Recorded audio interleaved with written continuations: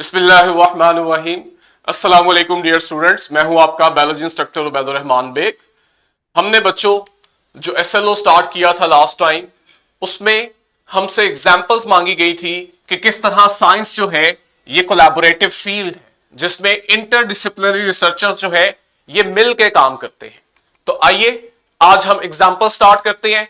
Climate change के ऊपर कल हमारी बात हो चुकी है कि इस वक्त दुनिया में जो मेजर कंसर्न्स है उनमें से एक बड़ा कंसर्न क्लाइमेट चेंज भी है, जिसमें आप देख रहे हो हमारा जो माहौल है वो चेंज हो रहा है। लेकिन एक आम आदमी जब क्लाइमेट चेंज का लफ्ज सुनता है, या जिस तरह कल आप लोग भी थे जब आपको इतनी डेप्थ में आइडिया नहीं था, तो सुनने वाले के जहन में यही आता है कि शायद ये टेम्परेचर से रिलेटेड कि आपकी अर्थ का टेम्परेचर बढ़ रहा है तो यही क्लाइमेट है, क्लाइमेट चेंज है, इससे ज्यादा और कुछ नहीं है। ऐसा बिल्कुल नहीं है। क्लाइमेट चेंज जो है ये आपके पास मल्टीपल फील्ड्स को इफेक्ट कर रहा है। अगर हम क्लाइमेट चेंज को समझना चाहते हैं तो हमें एक से ज्यादा फील्ड्स की मदद लेनी पड़ेगी, यानी ये इंटरडिसिप्लिनरी टॉपिक है। फॉर एग्जांपल कुछ एग्जांपल्स मैंने मेंशन की है। क्लाइमेट चेंज जो है ये ओशंस को इफेक्ट कर रहा है। मैंने कल भी आपको बताया एंड पे कि जब टेम्परेचर बढ़ रहा है तो जो नॉर्थ और साउथ पोल पे ग्लेशियर्स हैं ये मेल्ट कर रहे हैं। इनके मेल्ट होने की वजह से अर्थ का जो सी लेवल है ये राइज कर रहा है। तो देखो ओशन इफेक्ट हो गए, और मैंने साथ ही आपको बताया था कि ओशन जब इफेक्ट होते हैं तो ये एयर के करंट को भी इफेक्ट करते हैं, और एयर का जो करंट है वो वेदर पैटर्न को इफेक्ट करता है। तो अगर आप देखना चाह रहे हो कि क्लाइमेट चेंज ओशन को कैसे इफेक्ट कर रहा है, तो आपको ओशंस को स्टडी करने वाले सब्जेक्ट स्पेशलिस्ट की तरफ जाना पड़ेगा, और वो कहलाते हैं ओशियानोग्राफर्स। ये वो साइंटिस्ट हैं जो ओशंस की स्टडी करते हैं कि उसमें क्या चेंजेस आ रही हैं, और वो ओशन जो है उसकी जो इक्वेटिक लाइफ है, जो वहां पे लिविंग ऑर्गेनिजम्स हैं, वो कैसे असरअंदाज हो रहे हैं और ओवरऑल पूरी अर्थ पे क्या असरात आ रहे हैं। तो क्लाइमेट चेंज जो है वो सिर्फ टेम्परेचर तक महदूद नहीं है। इसी तरह ये देखो, अभी आपको लिंक करके गया हूं कि ओशन एयर करंट को इफेक्ट करेंगे, हवाओं की जो मूवमेंट है, और वो आगे से वेदर को इफेक्ट करेगा। तो अगर आप देखना चाह रहे हो कि वेदर किस तरह इफेक्ट हो रहा है, तो आपको जाना पड़ेगा मीटरोलॉजिस्ट के पास, जो बेहतर आपको समझाएगा कि वेदर क्या है और ये कैसे इफेक्ट होता है। नेक्स्ट, अब आपके पास अगर वेदर इफेक्ट हो रहा है तो ऑब्वियस सी बात है कि अर्थ के एटमॉस्फेयर में जो लिविंग ऑर्गेनिजम्स हैं ये भी मुतासर हो रहे हैं।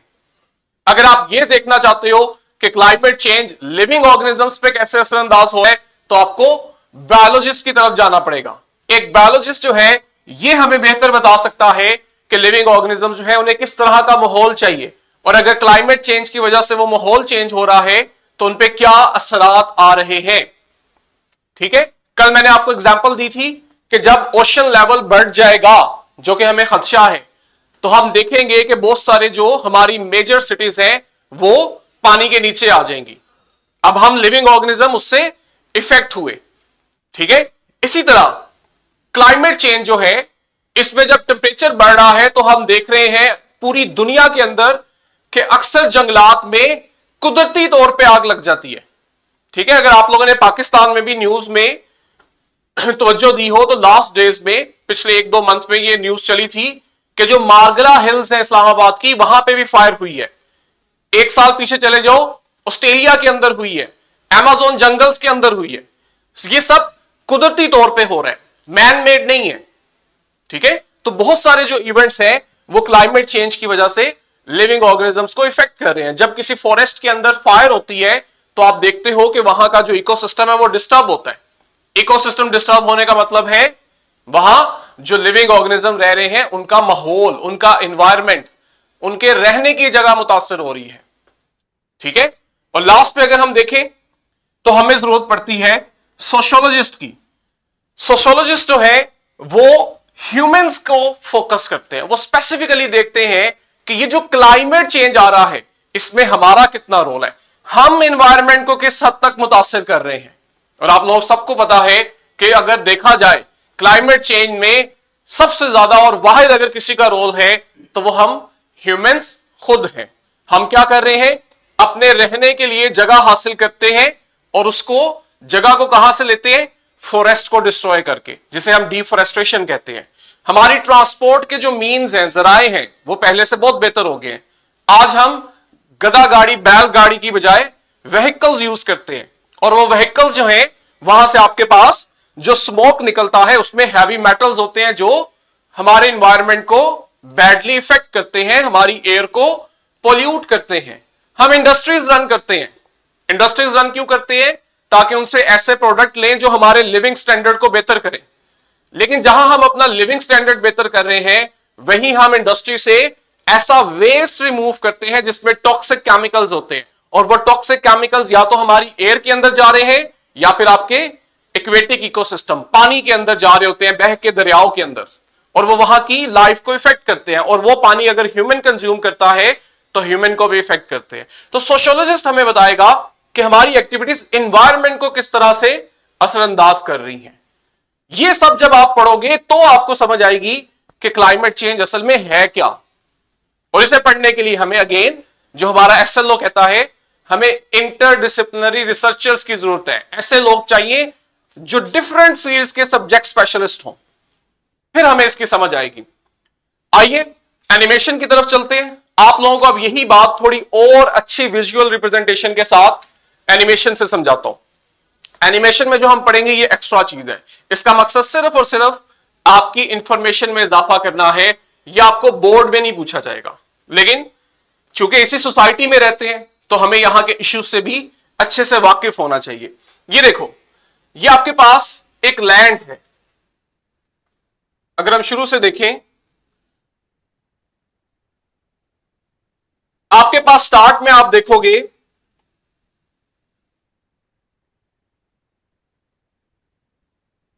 सब्जा है, हरी लैंड, ठीक है। समहाउ जंगलात में आग लग जाती है, हमारी एक्टिविटीज की वजह से भी, नेचुरली भी, दोनों तरह से हो सकता है।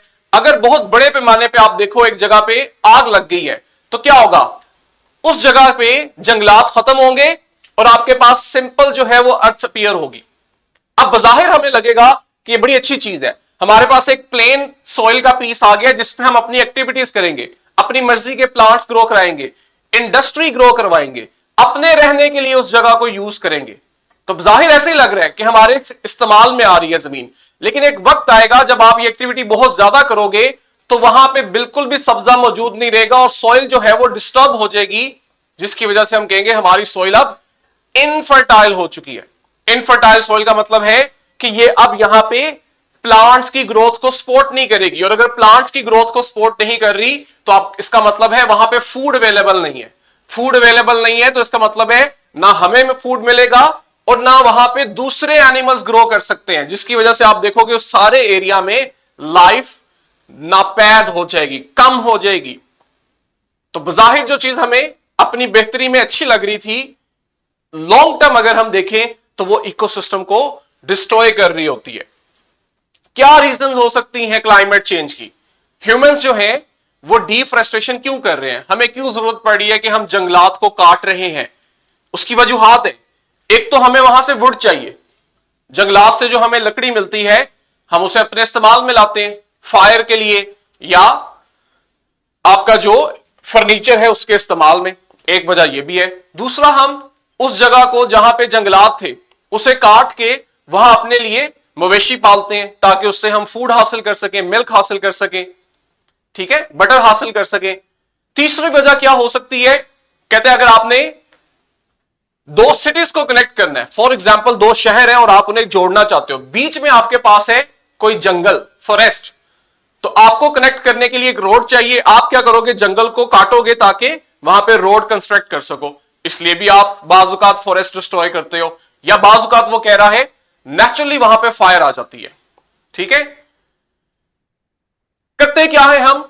जब हमारे पास वो जमीन का एक टुकड़ा हमें मुयस्सर हो जाता है जहां से हमने नेचुरल जो प्लांट्स थे वो डिस्ट्रॉय कर दिए, तो हम वहां अपनी मर्जी के प्लांट्स उगाते हैं, वो प्लांट्स जो हमें फूड दे रहे हैं।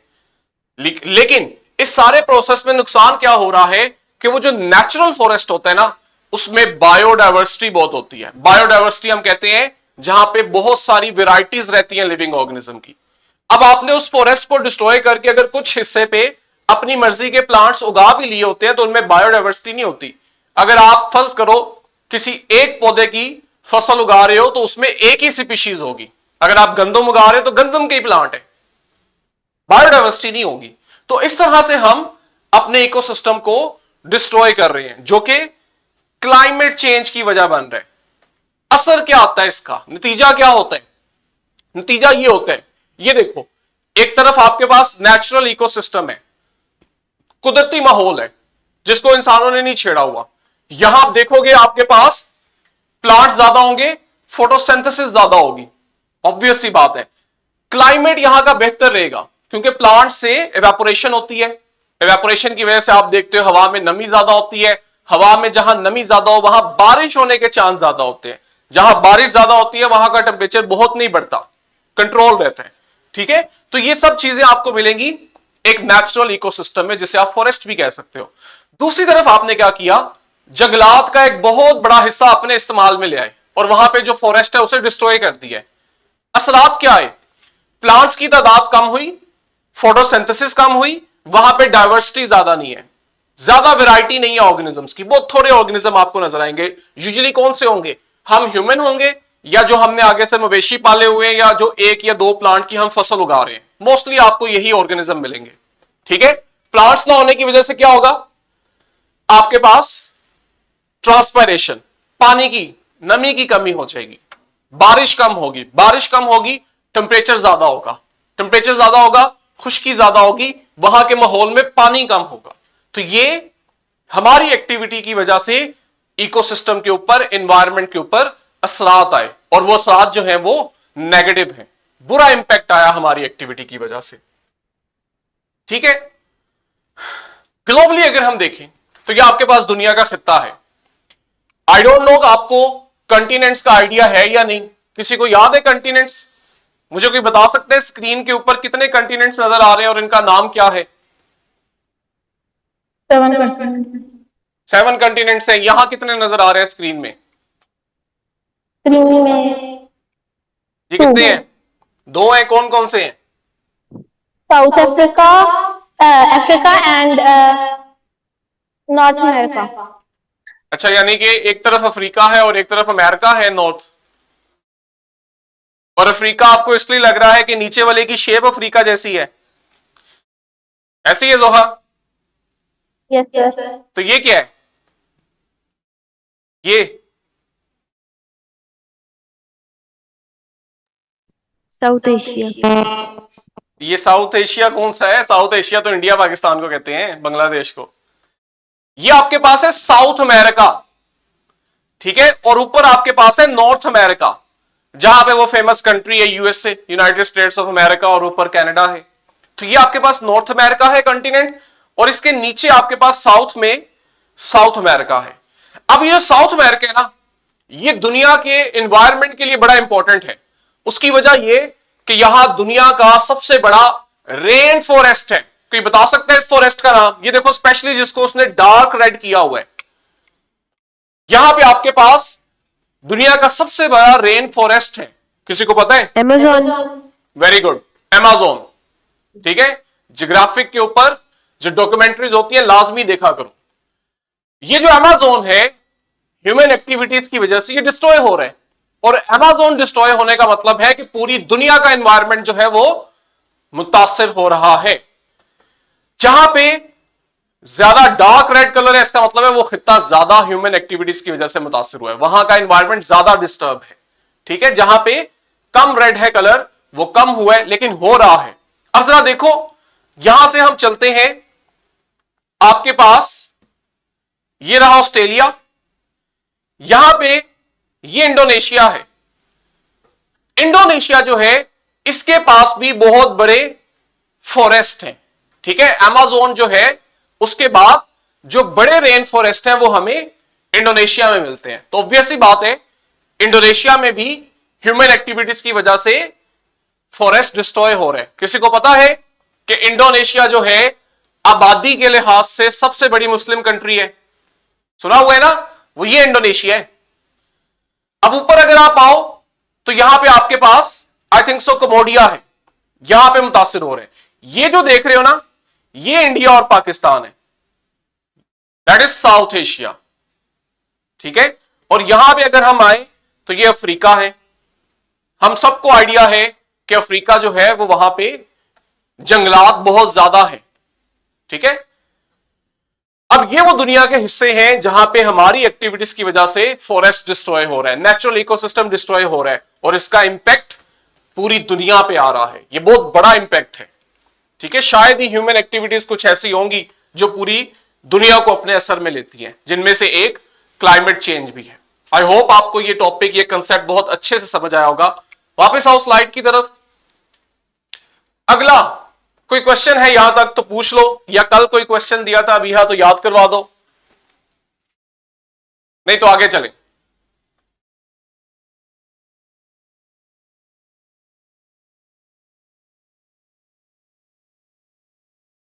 आगे हमारे पास रीन्यूएबल एनर्जी है। अब यह भी हमारा बड़ा अहम मसला है। यह बात मैं पहले कर चुका हूं कि हम इस वक्त जो एनर्जी हासिल कर रहे हैं उसका सबसे बड़ा सोर्स फॉसिल फ्यूल है।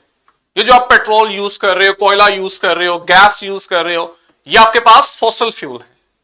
और हम अपनी जिंदगी में ज्यादातर एनर्जी रिक्वायरमेंट फॉसिल फ्यूल से हासिल कर रहे हैं। अब फॉसिल फ्यूल जो है वो हमारे इस्तेमाल की वजह से बहुत तेजी से खत्म होते जा रहे हैं, और अगर हम ऐसे ही इन्हें इस्तेमाल करते रहे तो वो वक्त दूर नहीं है जब दुनिया में फॉसिल फ्यूल बिल्कुल खत्म हो जाएंगे। लेकिन हम सब जानते हैं कि ह्यूमन लाइफ जो है उसने अपना स्टैंडर्ड बहुत बढ़ा लिया है। अगर आज फॉसिल फ्यूल खत्म हो जाए और हमारे पास मुतबादल एनर्जी सोर्स ना हो तो इसका मतलब पता है क्या है? इसका मतलब यह है कि आप आज से 500,000 साल पीछे चले जाओगे। जैसे तब की लाइफ थी आप वैसी लाइफ गुजारोगे जो कि आज का इंसान जो है वो नहीं गुजार सकता। ये सब हम जानते हैं। तो हमें मुतबादल एनर्जी सोर्स चाहिए, और वो एनर्जी सोर्स ऐसा हो जो खत्म ना हो फॉसिल फ्यूल की तरह। ठीक है, हाँ जी बिहा, क्या क्वेश्चन है? सर फॉसिल फ्यूल रिन्यूएबल है या फिर नॉन रिन्यूएबल? नॉन रिन्यूएबल है। रिन्यूएबल समझते हो? सर रिन्यूएबल ऐसे सोर्सेज होती हैं जो हम एक दफा अगर खत्म हो जाए तो वो दोबारा से बना सकते हैं। हाँ जी। अब फॉसिल फ्यूल्स को अगर हम टेक्निकली समझें तो फॉसिल फ्यूल क्या है? असल में वो जानदार जो आज से कई हजारों साल पहले खत्म हो चुके हैं, और उनकी जो डेड बॉडीज हैं वो जमीन में बहुत नीचे दब चुकी हैं। कई हजारों साल, लाखों साल वो डेड बॉडीज जब जमीन के नीचे दबी रही तो आहिस्ता आहिस्ता वहां का टेम्परेचर और प्रेशर इतना ज्यादा हुआ कि उनकी डेड बॉडीज जो है वो फॉसिल फ्यूल में कन्वर्ट होगी, कोयले में, गैस में, पेट्रोल में। वो फिर फॉसिल फ्यूल है जो हम यूज कर रहे हैं। अब जानदार तो मर रहे हैं, वो तो आज भी मर रहे हैं। ऐसा तो नहीं हो सकता कि आपको के लिविंग ऑर्गेनिज्म जो है वो मरना बंद कर दें। अब मसला यह है कि अगर आज भी जानदार मर रहे हैं, उनकी बॉडी से जो फॉसिल फ्यूल बनेगा शायद वो आज से कई हजारों साल बाद बने। हम तो इतना वेट नहीं कर सकते कि इस वक्त अगर फॉसिल फ्यूल सारे यूज हो गए हैं, चलो ठीक है चंद हजार साल वेट करते हैं दोबारा बन जाएंगे। इस तरह अगर टेक्निकली देखो तो ये रिन्यूएबल है, लेकिन ये इतना टाइम कंज्यूमिंग प्रोसेस है कि आप इसे कह सकते हो कि अगर आपको फौरन ये चीज मुयसर नहीं है तो ये नॉन रिन्यूएबल है। हम हजारों साल इंतजार नहीं कर सकते कि डेड बॉडीज जो है वो फॉसिल फ्यूल के अंदर कन्वर्ट हो। तो उस लिहाज से अगर देखें तो हम इसे फिर नॉन रिन्यूएबल कह देते हैं। अब रिन्यूएबल एनर्जी सोर्सेज वो हैं जिन्हें आप फौरन, इंस्टेंटली, इजीली रिप्लेस कर सको, रिप्लेनिश कर सको। जैसे कोई एग्जांपल दो। अपनी सराउंडिंग के अंदर कौन कौन से ऐसे एनर्जी सोर्सेज हैं जिन्हें हम बार बार यूज कर सकते हैं? Natural gas. कैसे? नेचुरल गैस फॉसिल फ्यूल ही तो है, ये तो समझा रहा हूं।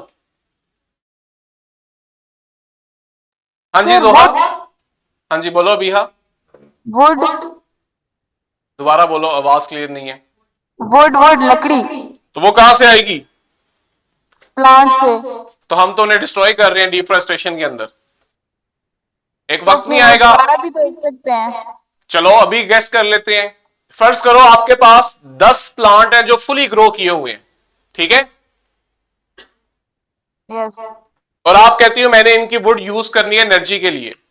गेस करो 10 प्लांट से जो आपको वुड मिलेगी वो आप कितने टाइम तक कंज्यूम कर सकती हो, कितने दिन, हफ्ते, महीने या साल? गेस करो आज की जिंदगी को अपने सामने रखते हुए। Approximately one one month. ज्यादा कर लो, फर्ज करो 1 साल, ठीक है, 1 साल में आप जो है आप 10 प्लांट्स जो है उनकी वुड यूज करोगी फॉर एनर्जी। अब आप कहती हो चूंकि मैं 10 प्लांट यूज करने लगी हूं तो क्यों ना मैं 10 नए प्लांट लगा दूं जो इनका मुतबादिल हो आने वाले वक्त में, ऐसे ही है, यस या 20 लगा दूं, डबल कर लो। अब 1 साल में आपने वो जो पूरी तरह ग्रोन प्लांट था उसको यूज किया है और उसकी जगह नए बेबी प्लांट्स लगाए हैं। मुझे बताओ अगले साल तक वो इतने बड़े हो जाएंगे कि आप उन्हें दोबारा यूज कर सको एनर्जी सोर्स के लिए? पता नहीं सर, वो तो फिर डिपेंड करेगा कि कौन सी नहीं बेटा, प्लांट्स लगाए। इतने जीनियस नहीं बनते, कॉमन सेंस भी एक चीज होती है, ठीक है। कॉमन सेंस कहती है कि जी आपको प्लांट फुली ग्रो करवाने के लिए ज्यादा टाइम चाहिए। एक पौधा लगाओ ना और देखो 1 साल में वो कितना बड़ा होता है। कई साल लग जाते हैं प्लांट को फुली ग्रो करने के लिए। आप 1 साल में इतने प्लांट यूज कर रहे हो कि उतने ही प्लांट दोबारा माहौल को देने के लिए आपको शायद 20 साल 30 साल लग जाए। तो एक वक्त नहीं आएगा कि आपका इस्तेमाल बढ़ता जा रहा है और आपके पास पीछे सप्लाई कम हो जाएगी। बेशक आपने नए प्लांट लगाए हैं लेकिन वो ग्रो होने में टाइम ले रहे हैं और एक वक्त आएगा कि आपके पास मजीद प्लांट नहीं रहेंगे। तो ये तो कोई अच्छा सोर्स ना हुआ। पीछे डायग्राम पे नहीं नजर पड़ रही? तो सोलर एनर्जी हो सकता है। शुक्र है, हाँ जी, सोलर पैनल्स हैं और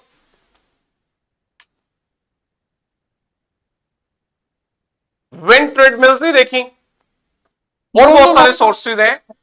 हम सोलर पैनल तक ही अगर रहे तो सोलर पैनल एक अच्छा एनर्जी सोर्स है कि सन जो है वो तो कहीं नहीं जा रहा आगे, कई सालों तक, कई लाखों सालों तक कहीं नहीं जा रहा और उससे हमें एनर्जी भी मिल रही है।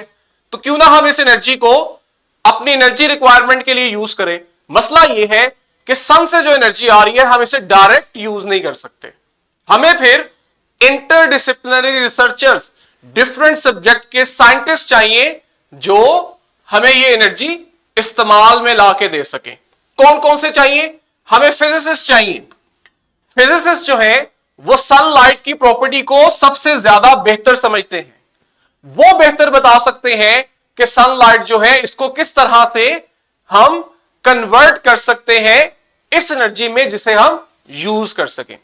अब अगर फिजिसिस्ट जो है वो आपको तरीका बता देते हैं कि क्या मेथड है जिससे सन एनर्जी, सोलर एनर्जी हम अपने इस्तेमाल में ला सकते हैं, तो उसके बाद आपको इंजीनियर्स चाहिए।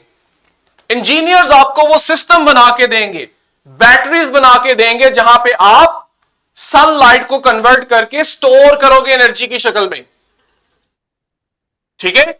और थर्ड पे आपके पास आएंगे इन्वायरमेंटल साइंटिस्ट। अगेन मैं शुरू से बता रहा हूं, हम अब सस्टेनेबल डेवलपमेंट की तरफ जा रहे हैं, ऐसी डेवलपमेंट जिसमें हम डेवलपमेंट भी करवा रहे हैं, इकोनॉमिक बेनिफिट भी ले रहे हैं और अपने इकोसिस्टम को भी मेंटेन कर रहे हैं, उसे डिस्टर्ब नहीं होने दे रहे। अब अगर आप बैटरीज को ग्रो कर रहे हो तो डेफिनेटली आपको उसके लिए मिनरल्स चाहिए और मिनरल्स आपको मिलेंगे आपके इकोसिस्टम से। कहीं ऐसा ना हो कि आप अपने इकोसिस्टम से मिनरल्स इतने ज्यादा निकाल लो कि पीछे वो मिनरल्स खत्म हो जाए और आने वाले वक्त में आप बैटरीज ही ना बना सको। ये कौन आपको बताएगा? इन्वायरमेंटल साइंटिस्ट बताएगा कि इंजीनियर्स और फिजिसिस्ट जो आपको मशवरा दे रहे हैं इसका आपके माहौल पे आने वाले वक्त पे क्या असर पड़ेगा, किस तरह से आपने ये काम करना है कि आपका माहौल डिस्टर्ब ना हो। और लास्ट पे आपको इकोनॉमिस्ट की मदद चाहिए होती है। इकोनॉमिस्ट आपको बताता है कि जो आप काम करने जा रहे हो ये कॉस्ट इफेक्टिव है, सस्ता है, ऐसे तो नहीं है कि इतनी महंगी चीज बना दो कि आम आदमी तक वो मैसर ही ना हो। तो देखो एक सोलर पैनल के पीछे भी आपके पास मल्टी डिसिप्लिनरी रिसर्च मौजूद है, ठीक है।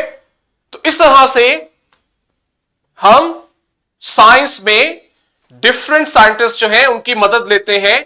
क्यों? क्योंकि साइंस जो है ये कोलैबोरेटिव फील्ड है। इससे रिलेटेड एक एनिमेशन है, कल हम इंशाल्लाह इसे देखेंगे। आप लोगों ने वर्कशीट और क्वेश्चन बैंक बच्चों आज से करके आने हैं। 3 इस एसएलओ को मिला के इससे पीछे 2 और एसएलओ हैं, 3 एसएलओ से रिलेटेड आपने ये काम करना है। कल इंशाल्लाह इसे हम कवर करेंगे और फिर क्वेश्चन बैंक को डिस्कस करेंगे।